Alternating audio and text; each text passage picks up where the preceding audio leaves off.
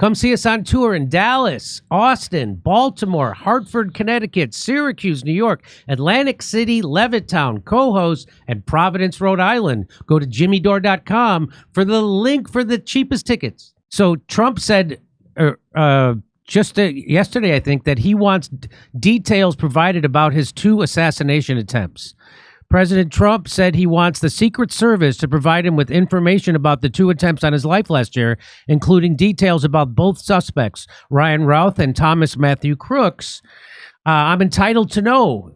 I want to find out about the 2 assassins. Why did the one guy have 6 cell phones, and why did the other guy have foreign apps? Ruth had multiple cellular phones in his car. And regarding the apps, Trump was referencing to reports citing anonymous sources that Crook's phone had foreign encrypted apps on it. The president alleged that the information related to the attempts was withheld by Joe Biden's administration. No more holding back because of Biden. I'm entitled to know. And they held it back long enough. Trump told newspapers, no excuses. So, by the way, authorities have released few details about Crooks to the public, and Crooks' family has not released a statement since the assassination attempt. No motive for the shooting has been publicly established. So who do you think tried to kill Trump? I thought it was the globalists and, the deep state that didn't want to end the Ukraine war, because as Julian Assange taught us, those wars are not meant to be won. They're meant to be ongoing because it's one big money grift. It's a money funneling. The Ukraine wars. That's why they didn't want any oversight on any of the money sent there. And now Zelensky's saying he doesn't know where $100 billion went, and he wants more money. And so who do you think was trying to kill Trump? And why aren't they still trying? So just let me ask you that. Who do you think was trying to kill Trump? I think who trying to kill Trump. I warned the president about this a year before. I said it publicly when Robert Kagan. It's out in plain sight. Robert Kagan is the public intellectual. I think he's over at the Atlantic now. He's the husband of Victoria Nuland, who's the architect of the color revolution in Ukraine. And so Kagan's one of the biggest public intellectuals we have. I think it's in January 1st, 23 or 24. He does a 5,000-word essay in the Washington Post on New Year's Day. It talks about Trump as Caesar and kind of makes the case that we're looking for a Brutus, that Brutus is, would be a hero. It goes back to the first term of President Trump. Remember the Public Theater in New York, out there in Shakespeare in the Park. They had to play Julius Caesar, and Caesar was dressed as Trump. He had the blue suit, the red tie, the yellow hair. Portia is Melania. I mean, this was subtle. It was up in your face. And people, the elite in New York, gave a standing ovation every night when the assassins, the senators, assassinate Trump. They have a standing ovation. The elites in this country. That's who killed him. That's who tried to kill him. I warned him. I said, Kagan is the Washington Post is the hometown paper for the imperial capital. I said they basically gave moral justification. They're looking for their Brutus. Every night on TV, how Trump's a dictator, Trump's awful, this poison that was put out there every single day. Who tried to kill him? The apparatus did. Okay? Now they got some assassins, just like, the Lee Harvey Oswalds, the chumps you get that could be the front man, if he was even the front man. But my point is, you've got the kid in Pennsylvania and this goofball from doing the Ukraine work down the golf course in Palm Beach. So Steve, no, the deep. It's not even a deep state. I don't even call it a deep state. It's up in your face when you're sitting there. Like President Trump put me in charge in the first year of with Eric Prince, of trying to get us out of Afghanistan. And they'll sit there. They will. And look, I came out of the Pentagon. I worked there as a junior officer. I was a Grundoon back in President Reagan's first term, 1981 to 1983. And these folks today, they'll sit right there in a briefing and look you in the eye and lie to you. A bald-faced lie. The system has its own way they're going to roll. They don't care if it's Bernie Sanders or AOC or Donald Trump or whoever. They got their own way they're going to roll. And the way they're going to roll, it's an imperial power. They're like a Praetorian Guard. They will pick and choose who kind of the front man is, like of Joe Biden. And we now know that Biden was selected. We now know that Biden really have charge of it. That has to be as serious investigation as anything we've done in history. That Pam Bondi's got to get on top of that. I think a special prosecutor ought to be on top of that. Everything from the stolen 2020 election to J6 to the vast criminal conspiracy to try to lock President Trump up to who ran the White House. And when did they really know that he had dementia or he couldn't do it? Now they're all coming out clear. Oh yeah, I knew her numbers. I knew she was going to lose. I knew the numbers weren't there, or I knew he had dementia. That's all lies.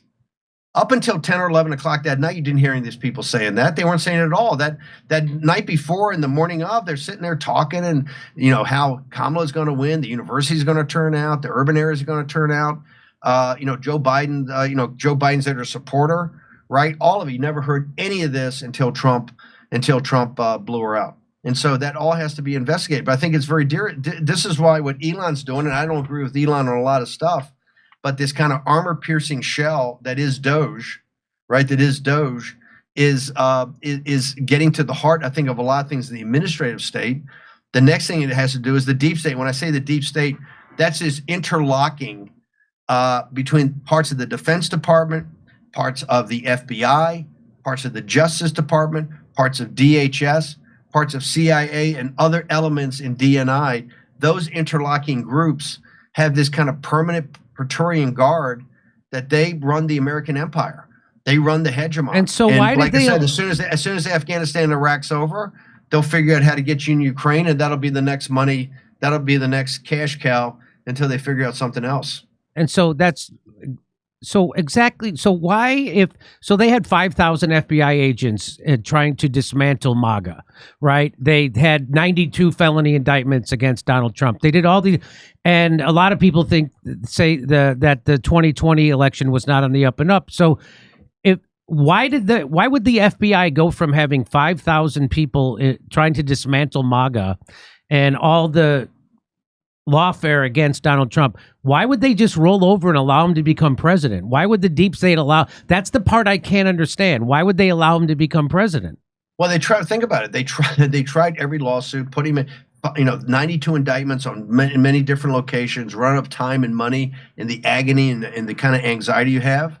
Then when he got momentum and he defeated Biden, they tried to take him out physically with an assassination. How does a kid get 8 rounds off? How does he get 8 rounds off for the Secret Service? That guys take him out. It's impossible. From 150 yards away.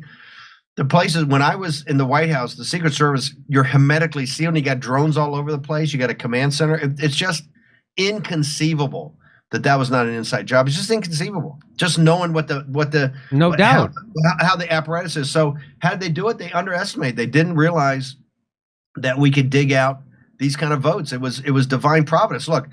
I was there in 2016. It was divine. That was a providential win. We had a man, we had a plane, we had a message, a mission, and Hillary Clinton as our opponent.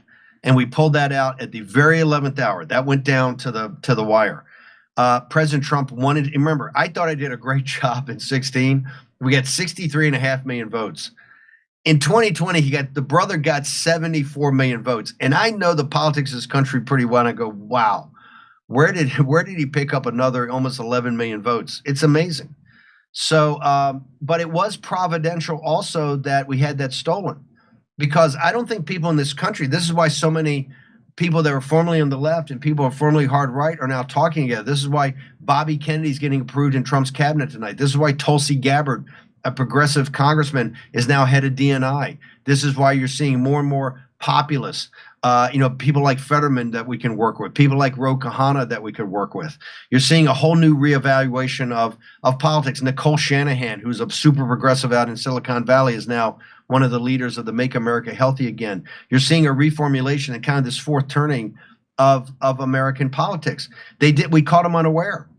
Also, remember, history shows you when you control the levers of power, you get lazy. This is why did the French Revolution, why did they collapse so quickly? They had every part of power, and all of a sudden they were gone. Because if you go back and study it, they just got lazy. They got cocky. They got arrogant. They just think it's Bannon and Trump and these fucking clowns. We don't need to pay attention of them. So they got Elon Musk dancing around in Pennsylvania.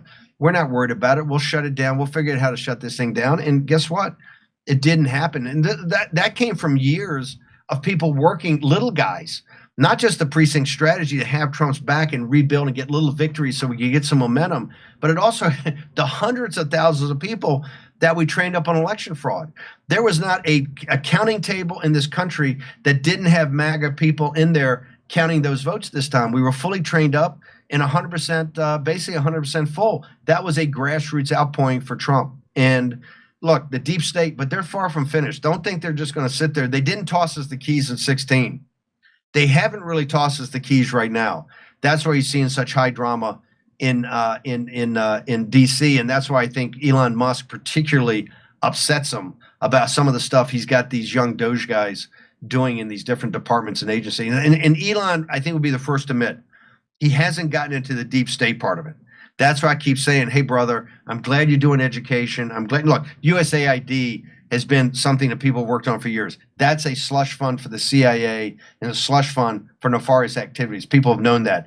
But to get into the CIA, to get into DNI, to really get into the defense program, unless you go cross the Potomac and are prepared to confront the Pentagon, the Mac Daddy of control of this country, you're kidding yourself. So that's why I hope Elon in the next couple of days actually crosses the Potomac and gets into it, because we need those cuts. We need the budget cuts, and I think that's the beginning of piercing what I call the deep state. I mean, I 100% agree with that. I just think that it puts Trump in a lot of peril to do that. I hope he does, though. But I have to, before I let you go. Hold on, you mean peril about potential assassinations now in the White House? I would agree with you. Yeah, I tell President, I am always concerned about his security, and I'm concerned about his security, the internal security. I'm security because, look, if they take out President Trump, I mean, he's, and I know this drives people nuts, but you have General Washington, you have Lincoln, and then you have Trump. This will be known as the age of Trump. When this whole thing's 100 years from now, they won't remember Elon Musk or Steve Bannon, Tucker Carlson, Jimmy Dore. They'll remember Trump, and they'll remember MAGA, this populist movement that came out around this guy. And he's unique. This country generates people like this every 100 years. And, and I realize a lot of people hate him, but I will tell you, a lot of people hated Lincoln. And a lot of people hated Washington. You go back and they were on Washington all the times. Those great leaders are disruptors, like FDR and Reagan.